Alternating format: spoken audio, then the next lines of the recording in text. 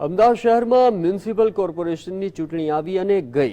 ચૂંટાયેલા નવા સભ્યોનું માળખું પણ અસ્તિત્વમાં આવી ગયું, પરંતુ પ્રજાના વર્ષો જૂના પ્રશ્નોની સ્થિતિ જેવી હતી તેવી ને તેવી જ છે. શહેરના ગિરધરનગર વિસ્તારમાં પ્રદૂષિત પાણીના કારણે લોકો બીમાર પડી રહ્યા છે, પરંતુ તેમની સમસ્યાને સાંભળનારું કોઈ નથી.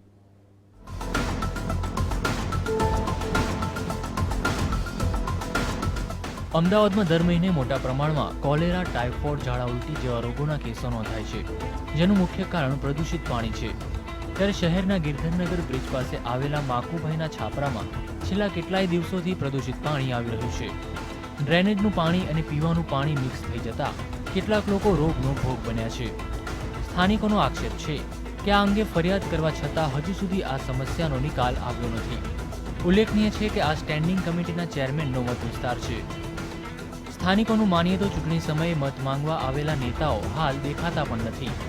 વળી આ બ્રિજની નીચે ગરીબ લોકો રહેતા હોવાથી તેઓની ફરિયાદ ઉકેલાતી નહીં હોવાનો સ્થાનિકોનો આક્ષેપ છે. બેન, ગંદુ પાણી, ગટરનું પાણી મિક્સ થઈ ગયું છે. એના માટે બધા રોગો ચાલુ થઈ ગયા છે. મેલેરિયા, કમળા અને પીવાના પાણીનો પ્રોબ્લેમ એટલો છે કે અમે અરજીઓ આલીને પણ થાકી ગયા છે, પણ કોઈ અભળતું નથી. આજે આવીએ, કાલે આવીએ અને પાછું અત્યારે ગટરનું પાણી અને સંડાસનું પાછું મિક્સ કરી નાખ્યું છે. અમારે કઈ રીતે જીવવાનું? પ્રવીણભાઈ નો આ વિસ્તાર, એને આ બધું કરવાનું છે, એ હાજરમાં છે નહીં. આ બધું ગંદકી ફેલાય છે, એ લોકો ક્યાં ગયા છે અત્યારે? એને ઉપરથી અમારે શું કરવાનું? અને આ બિલ્ડર વાળાએ પણ આ બાજુ પાણી એને છોડી દીધું છે, તો પબ્લિક ક્યાં જાય? આના કાર્યકર્તા પણ કોઈ જવાબ આપતા નથી. હવે ગટરનું પાણી અને ગંદા જાદરુનું પાણી બે એક થઈને અમારા છાપરામાં ઘૂસવા મળ્યું છે.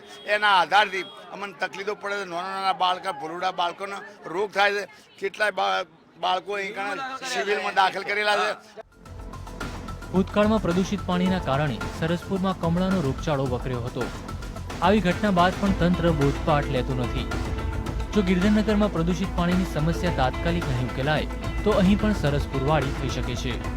કેમેરામેન અમિત શર્મા સાથે ઝલક અઢારુ, GSTV, અમદાવાદ.